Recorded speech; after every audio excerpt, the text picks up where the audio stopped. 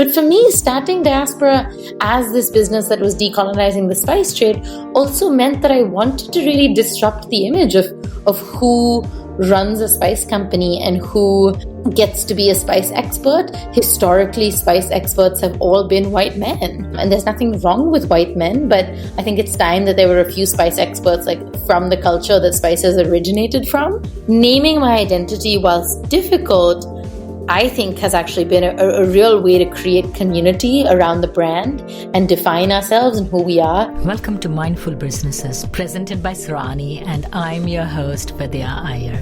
In our podcast, we bring to you brands which are mindful in their practices and processes. A mindful business adopts and employs sustainable social, economic, and environmental practices. Today, we have with us Sana Javeri Kadri, founder of Diaspora Co., building a better spice trade. Welcome, Sana. Hi, thanks so much for having me. It's a pleasure to be on here. Spices have played such an important role in world history, right from the conquerors, the empires which have fallen, the treaties which have been signed, treaties which have been flouted, explorers seeking new lands and trade routes, all for the best quality spice.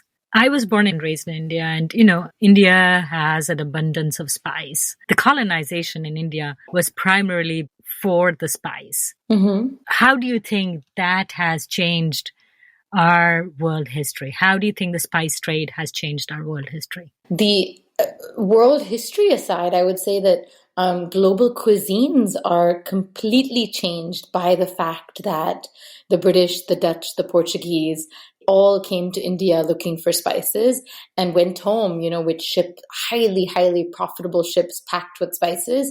So something I was reading about was that at the heyday of the pepper trade, British and Dutch ships were making a 300x, not a 300%, but a 300x profit on their pepper consignments. And because spices were actually the first luxury product. So they, more than the taste that they gave food, they were a status symbol and an indicator of class. So I actually compare spices today to what a Louis Vuitton handbag would be, which is that spices created an understanding of has and has nots and who doesn't have. And in terms of flavor and French cuisine, Italian cuisine, even Filipino cuisine, the movement of spices across the world has shaped how we eat today. Your roots are from India. Mm-hmm. And when did you come to the US? Yeah, I was born and raised in Bombay. I'm a third generation Mumbai girl. And I moved to the US about 7.5 years ago now. I moved here for my undergraduate, so to go to college at Pomona College in California. And my intention actually was to always move back to India. My understanding was that I'd be here for 4 years for college, then maybe I'd work here for a year or two, and then I would promptly return back to India. And now I actually live between India and the US, so I'm there between 4 to 6 months of the year, depending on the year, and here the rest of the time. So now I live in both worlds. Talking about how the spices influence the cuisines. Indian food can be broadly divided into North and South Indian food. Mm-hmm. Are the spices available in the North distinct from what is available in the South or used in the South? Yeah, what's so interesting is that these spices that are used in the North are not necessarily grown in the North, and the spices that are used in the South actually tend to be grown in the South because the South is the spice growing region of the country. Spices that are grown in the North are much fewer and far between. A majority of the spices that we know, cardamom, pepper, turmeric, ginger, those can be grown in the North, but they grow abundantly and easily in the South. So the North, as often the more powerful, dynasties, were also importers and were bringing in these spices from faraway lands. And it's important to have that understanding of India, is that we're so vast and so diverse, and there were so many kingdoms and empires and nations within India, and that spices have, before colonization, were also exported and imported within what we now know as India. So there's always been a movement of these spices. and what people enjoy and what people don't is, I think, to some degree based in Ayurveda and in weather. So North Indian food tends to utilize a lot more of the warming spices, of the cinnamon, of the black cardamom that forms garam masala, and I think that's to do with having harsher winters and wanting something to heat your body up. Whereas South Indian cuisine, and I'm making huge generalizations here, but is more based on mustard, curry leaf, coconut, and less of the heaty spices. True, I'm from South India, and my masala dabba, the box which has the spices, has basically coriander seeds, cumin seeds, mustard seeds, Right. and fenugreek seeds, and few Right. chilies. So there are very few spices which are native to South Indian food and South India. And how much do you think these invaders who came primarily from the north, right? Initially, most of the invaders came from the Middle East, from the Silk Route. Mm-hmm. So do you think the cuisine and the spices they brought over influenced the cuisine in northern India? Yeah, definitely. I mean, so much of Northern Indian cuisine is similar to Persian cuisine. There's huge influences there. And, Persia's use of saffron, Persia's use of cardamom to a large degree tremendously influenced what we know now as Indian sweets, which are so cardamom heavy.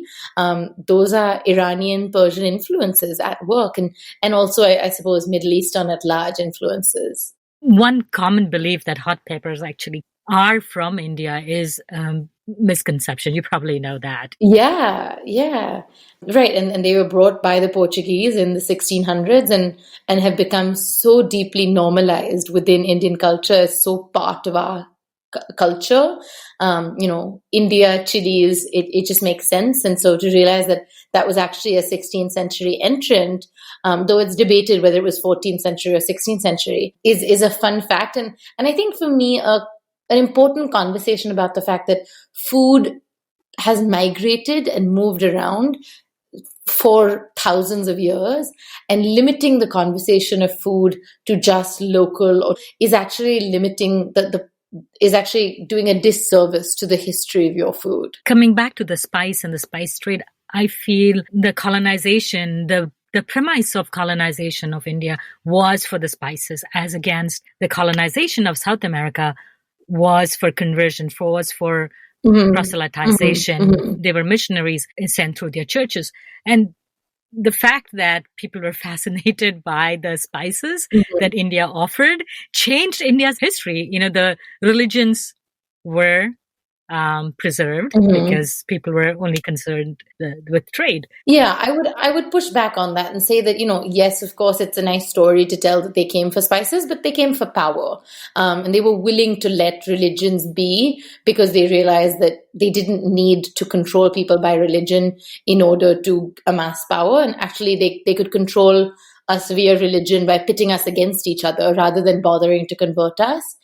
Yeah, I often talk about how so much of what our company's mission is about decolonizing the spice trade. And what that means is just redistributing power that formerly, lived with the colonizers. They had all the power over this industry.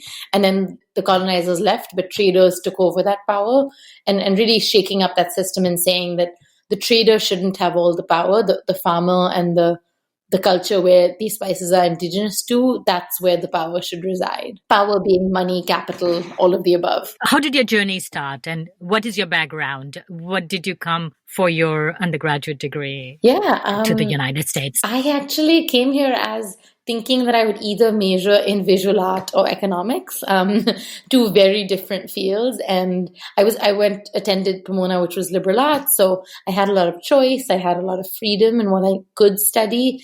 Both my parents are architects in India, and so is my grandfather. So there's this long lineage of design and kind of social change through building. So I was definitely given a lot of leeway and freedom in what I wanted to study, as long as it was something I was passionate about and something that could be of service in some way. So I ended up getting my degree in visual art, mostly because I found that art was a freeing way to ask questions about the world and to critique what is going on around you. It allowed me to spend 4 years just learning and investigating anything that interested me and forming an opinion on it. And I actually now see how, as an entrepreneur, having those critical thinking skills, that creativity is very valuable. I was taught for 4 years to think independently. And but food and food systems and how supply chains work were always of interest to me. And I worked on the on-campus farm for all 4 years of university and proceeded to mostly have internships in the food industry, like from working on an urban farm to working at a bakery to working at an ice cream shop. I mean, I was just fascinated by all things food. So once I graduated, I got a food marketing job in San Francisco, which is why I moved up here to the Bay Area. And it really felt like the heart of the food movement. It felt like where farm to table was at its peak and just normalized, and avocados were everywhere. It was a very sumptuous When place. was that? This was in 2016, so quite recently. And once I moved here, I think, and I started working from a food business point of view, I started seeing the huge gaps in the industry, specifically for anything in the quote unquote ethnic food aisle, and seeing that, the farm to table industry or supply chain wasn't extending globally. It wasn't extending to anything outside of local farms. And that seemed like an interesting idea. So that's how the idea started to form. You touched a little bit about equity and putting the power in the hands of the farmers. Mm-hmm. How is Diaspora Co. different than the early explorers and invaders? Yeah, well, to dial it back one step, which is that in 2016, turmeric was really exploding here in the United States, and I was seeing that, but I didn't know who was supplying to the increased demand, who was providing or growing the turmeric for all of these turmeric lattes, and I had a hunch that whoever it was likely not doing it very equitably or doing it according to the standards that people assumed. So it actually began for me as a question of like, who is supplying this demand? And then I went on a 7-month kind of journey back home to India, trying to answer that question.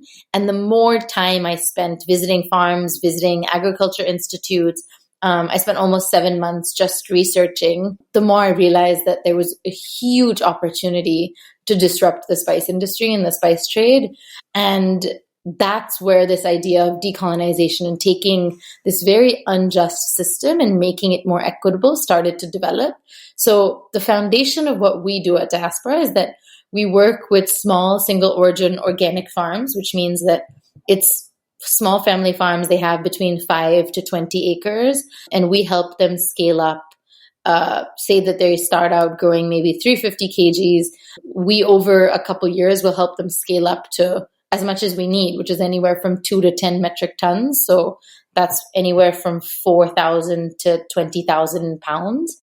We'll buy their entire harvest from them, and we pay them a price that they set. So we don't set the price. We kind of talk them through what do they need in order to really make money. That can often be anywhere from 2 to 20x the commodity price.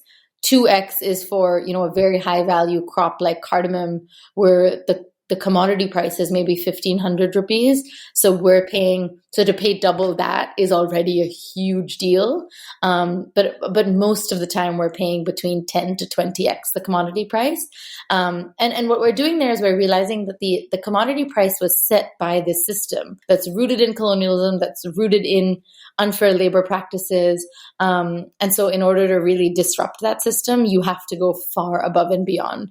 The fair trade price for spices, quote unquote fair trade, is only a 15% premium on the commodity price.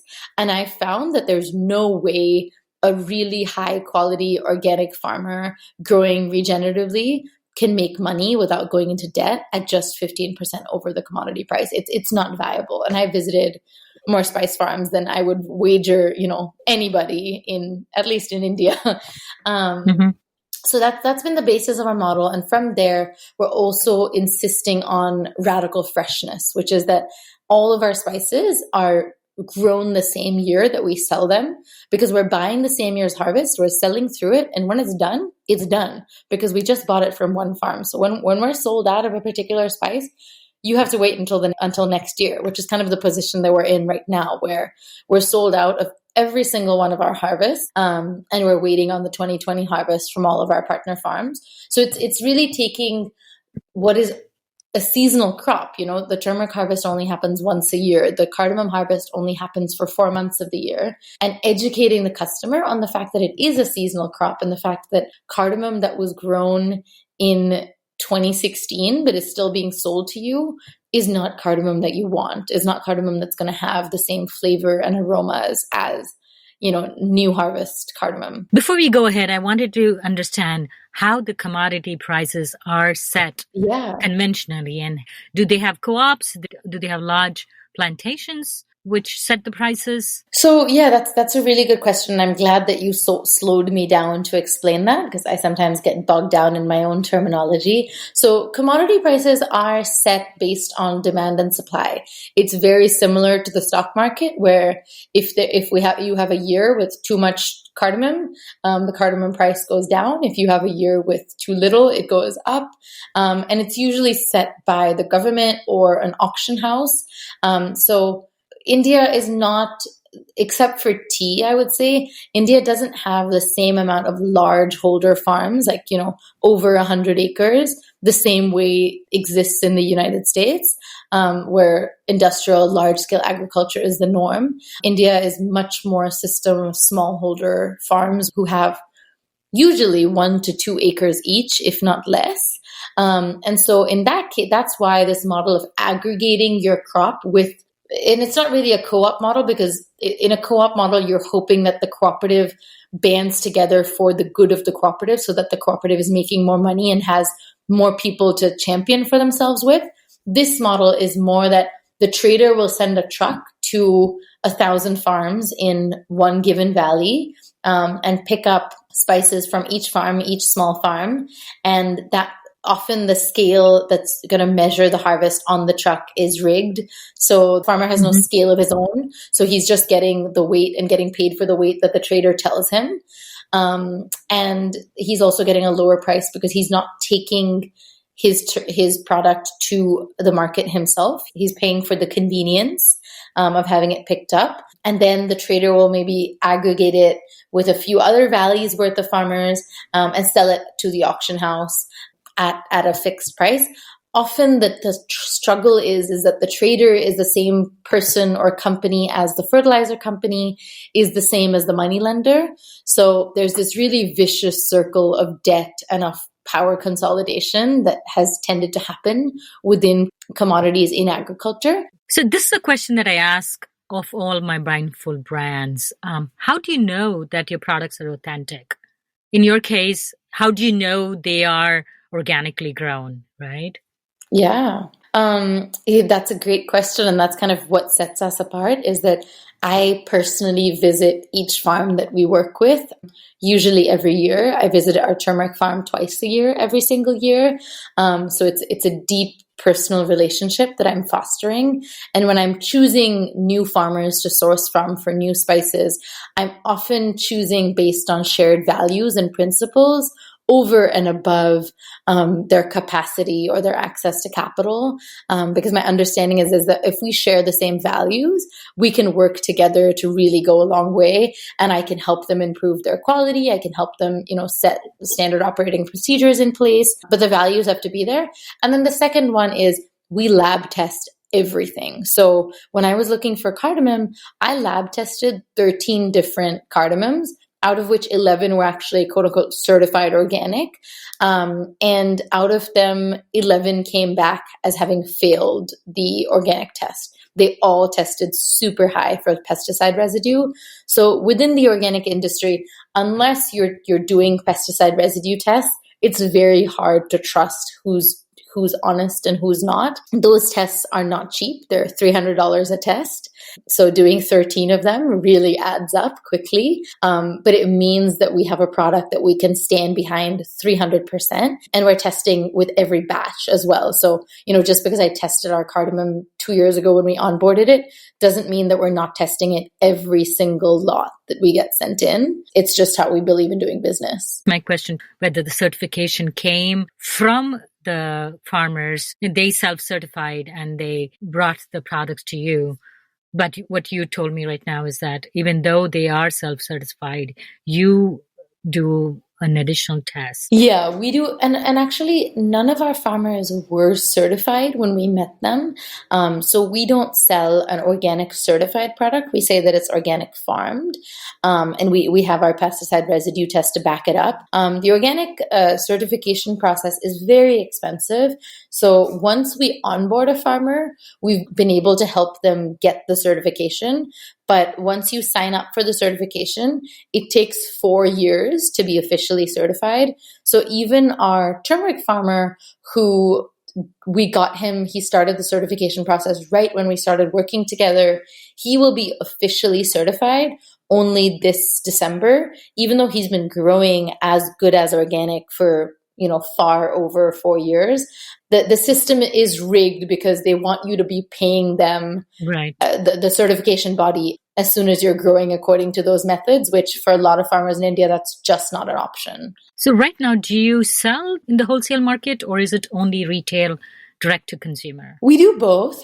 It depends for which spice. So for example, with our cardamom, we have such little cardamom available every year from the estate that it's majority direct to consumer. So not even to grocery stores. Like we hoard it so deeply that we only sell it to our customers on our website.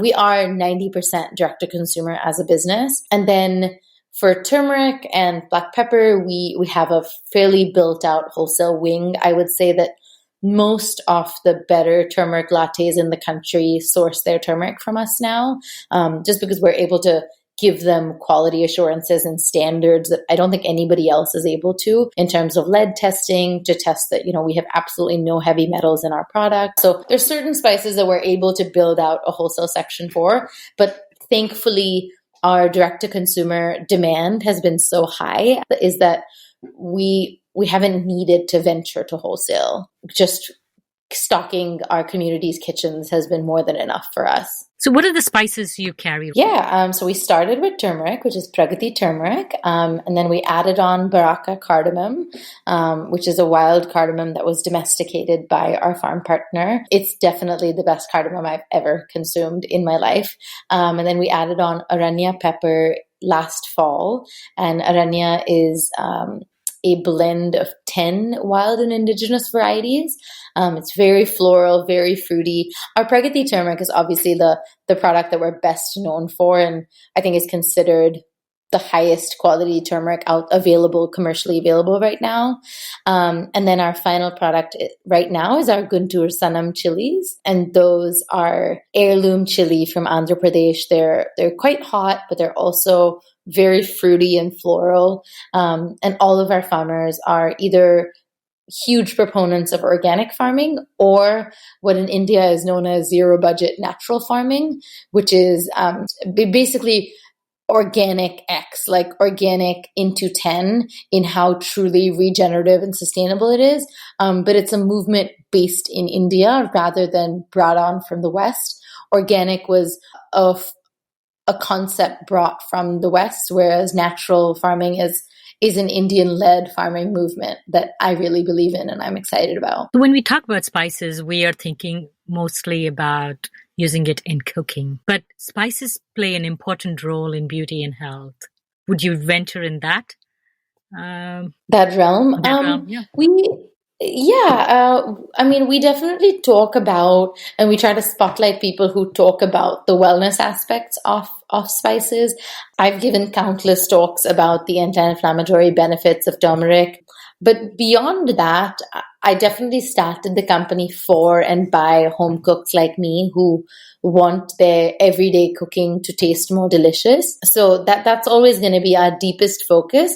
But there's a lot of wonderful people out there that we refer to, Kanchan Koya of Spice Spice Baby being one who focuses more on the medicinal aspects of spices. There have been instances where, which I think is rather ridiculous, somebody tried to patent turmeric. And then, Really? yeah, in 1995. Oh my And gosh. then in 1997, obviously, it was revoked. And they've done that with neem and basmati rice too, So Mm-hmm. I think those were the earliest forms of cultural appropriations in America, Mm-hmm. like very, very blatant cultural appropriations. Yeah. Absolutely. But I'm glad that those things were reversed and now turmeric is available for all. Yeah, absolutely. I mean, something that I've always said is that I believe that cultural appropriation is an issue, but I also believe that everybody should be able to eat everything, and that when food moves around, when we give people access to our cultures and our cuisines, food gets better and those cuisines get richer.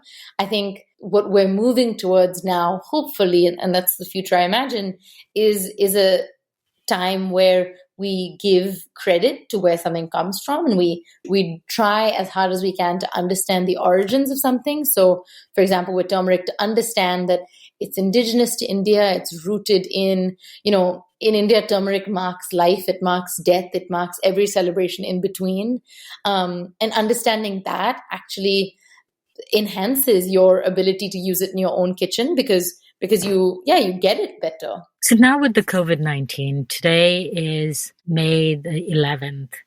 We are still fighting the COVID-19 all across America.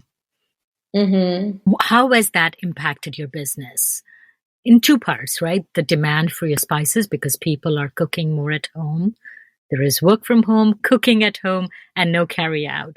So how has the demand changed for your spices? And have you been able to bring in spices from India? Yeah, the demand has been huge. We have always been a direct to consumer mail order business primarily. And so now, when everybody's at home and wanting packages to miraculously arrive at their door, we're perfectly suited. But unfortunately, we were already very low on our harvests in January and February 2020. In March, we saw a huge spike in demand. And by the end of March, we were actually sold out of everything, and hoping that our new harvest would arrive by mid April in time, so that folks wouldn't have to go without spices. But as you know, the lockdown was announced in India, and it's one of the strictest lockdowns in the world.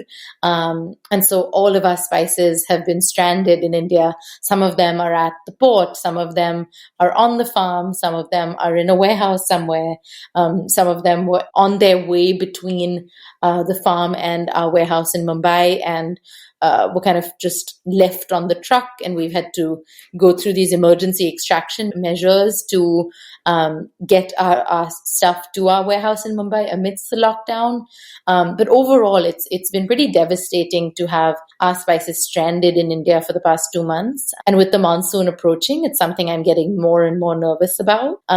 Luckily, our customers really rallied for us, and we've been able to raise over $150,000 in pre-orders, so that when the spices do get here, we'll be ready and we'll have customers to give those spices to who've been patiently waiting for them. But it's been tough. I mean, especially with the monsoon approaching, I'm terrified. I need I need those spices to get on a flight as soon as possible. We'll talk about the monsoons in Bombay as a completely different part of our conversation. But I wanted to talk about the pre-orders that you've had. That's what drew me to your brand. I saw a Facebook or an Instagram post about the Mm-hmm. pre-orders. Talk a little bit about Yeah. why you started that and how is that supporting the Diaspora team? Yeah. So, right when the lockdown was announced, Initially, my main feelings were of panic and were feelings of, what am I going to do? And then I had to take a minute and kind of look around and realize that you have your beautiful home, you have a fridge full of food, you're going to be fine. And the people who are not going to be fine, the 120 million migrant workers across India. I mean, migrant worker in India is somebody that may have grown up in a small village where jobs were not abundantly available. Maybe they had a cousin who worked in Mumbai who had access to a job as a delivery driver or as a night watchman or as a laundry person. And they said, you come to Mumbai, you can stay with me. And so young folks from across rural India migrate all over the country all the time in search of better pay and better work. Within the farming industry and within the farming sector, wages tend to be quite low in Madhya Pradesh, in Gujarat to an extent, whereas wages are significantly higher in Kerala because there's a lower supply of workers. So a lot of farm workers from Uttar Pradesh, from Madhya Pradesh, states where there's a high supply of workers but not as much demand for these farm workers, will make these long treks to the south and to Mumbai to get better work. So a lot of the farm labor in Kerala on the farms that we currently work with for cardamom and pepper are actually from Madhya Pradesh. My fear for them started to rise quite dramatically. And I started touching base with our farm partners and asking, are you going to be able to keep them employed during this time? Are they going to have to leave? The idea of our farm workers who harvest the spices that you and me enjoy every day, making multiple day walks back to their hometowns, just horrified me, still horrifies me. I mean, that footage is still coming out of India, seeing migrant workers making, a 10-day trek on foot with no food or water just in order to get home. And my big fear was that in the wake of coronavirus and the lockdown and the fact that there was no work allowed to happen really on the farm, these workers would be let go and they would be forced to make this really arduous journey from the south of India all the way up to the center of India. That's like expecting somebody to walk from Los Angeles to Texas, to give people context for how harrowing that journey is. And I may add that the lockdown, when it was first enforced on March 23rd, people were given 3 hours notice. Exactly. At 8 p.m., the Prime Minister announced that from tomorrow, the train stop, the bus stops, you're not allowed to leave your state. So these migrant workers decided they would just walk back home. They didn't want to stay in their cramped quarters in the big cities. Right. And they wanted to be back with their families, understandably, in times and of... the real injustice about that system is these are workers who are paid by the day. So, if they knew that they weren't going to get their day's wages for the next 30 days, they didn't know how to pay their rent. They didn't know how to feed themselves. So the deep need to go back to their hometowns was one of needing food, shelter, and water. And the other issue there is that they knew deep down that many of their employers wouldn't honor their contracts and wouldn't pay them for work already done. I mean, we've seen this across the board that migrant workers have not been paid for the past 2 months of work that they have done. So that's why we're now seeing in mid-May, we're seeing this second wave of migrants who are even more penniless than they were 2 months ago, desperately trying to find their way home. So anyway, I've digressed, but just the migrant worker crisis has been one of the worst, most brutal parts of this lockdown and the pandemic for me. And taking pre-orders from our customers was allowed us to pay 100% advances to all of our partner farms pretty early on. So between our turmeric farmer, chili farmer, cardamom farmer, pepper farmer, we've now paid our turmeric farmer and our pepper farmer have been paid 50% of the whole year's harvest. Chili farmer and cardamom farmer has been paid 100%. And that means that money is just not a worry for them right now. And they can keep everybody employed. They can keep everybody fed. Everybody can stay on the farm. And just, I think the mental stability that's given all of us, that the most vulnerable within our supply chain are taken care of. I've been able to sleep at night knowing that that's what we were able to do. has it created a lot of pressure on me because now we have these pre-orders to fulfill and we have thousands of people expecting their spices and I don't know when their spices are going to arrive, spices that they've already paid for. That it's starting to get terrifying, especially as the lockdown continues to extend and there's no real hope of things opening, at least for the next couple of weeks, which is why on my end, I'm starting to get nervous. Right. And then in a couple of weeks, like by June 12th, 13th, the monsoons will start in Mumbai. In Andhra, actually, by June 1st, the monsoon starts. And, you know, we hand pound our chili powder for our lal marchu. And you can't hand pound when there's pouring, thundering rain outside because the moisture content is just too high. And the likelihood that our chilies will have a high moisture content, which means the risk of spoilage is much higher, is currently terrifying me. So my next 2 weeks are really a race against the monsoon. I hope it all just sorts out for you and everybody else that you're supporting. Yeah, thank you. On a happier note, I went to your website. So since I look at brands a lot and I check out their websites, I'm into fonts a little bit. I was fascinated by your website because it was not like the standard D2C bland, minimalistic, whites, pale backgrounds, pastels. No, it was vivid. The shocking pinks and the vibrant turmeric yellows. That's a big risk, right? Yeah. You stood out. Like, it's easier to kind of go with the flow. What made you take that risk? What inspired you? Yeah, that's a good question. I was actually just reading an article 10 minutes before this interview about the quote-unquote blending of D2C Exactly. websites. Exactly. They're all so boring.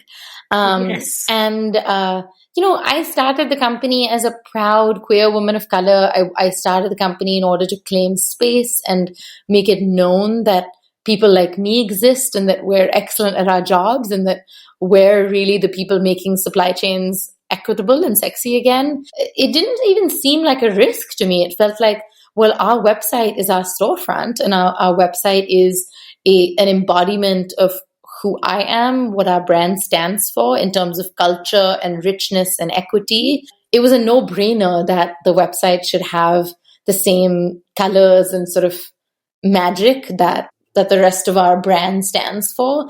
We were always told that our Instagram feeds is one of the most vibrant Instagram feeds on the internet. And I work very hard to keep it that way. We moved to Shopify and redid our website about a year ago, and making it as vibrant as possible was a huge plus for me. And we've actually seen a 40% increase in sales in our purchase funnel since moving to this new website. I mean, of course, that has to do with tightening up on SEO, tightening up just on the website flow. But I'd like to think that the new design has a lot to do with it as well. You touched upon the fact that you're a queer woman of color. How has that impacted how people accept you?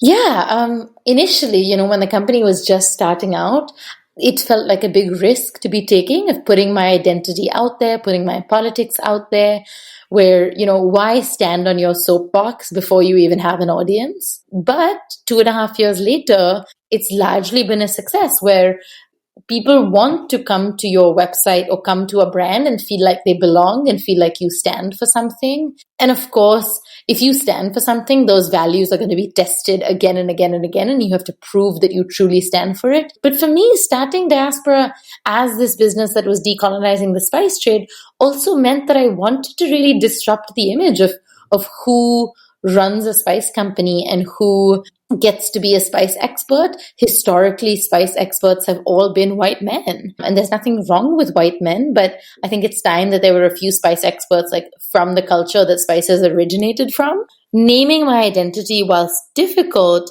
I think has actually been a real way to create community around the brand and define ourselves and who we are. And it's also been kind of a guiding light because it means that when it comes time to donate money to organizations, we know who we're in service of, and we're in service of Indian farmers, we're in service of the diaspora, and we're in service of women of color. Those are my 3 guiding lights. So if there's a chance to donate money or to collaborate with somebody, I'm really thinking about who within those three communities I can spotlight and champion for. On that note, I'd like to say thank you, Sana, for coming on Mindful Businesses. All the best. And we are going to keep our fingers collectively crossed so that your spices come aboard before the monsoon. Thanks so much, Vidya. This was really lovely. If you're a creator of a mindful brand or would like to recommend a mindful brand to be featured on our show, send us a message on our Facebook or Instagram page. If you liked our podcast, please share it with another friend. We recorded this podcast in Lafayette, Indiana. Tatum Gale composed the music for this podcast. Check out Tatum's new EP, titled Both, on Spotify. This is Vidya Iyer with Mindful Businesses.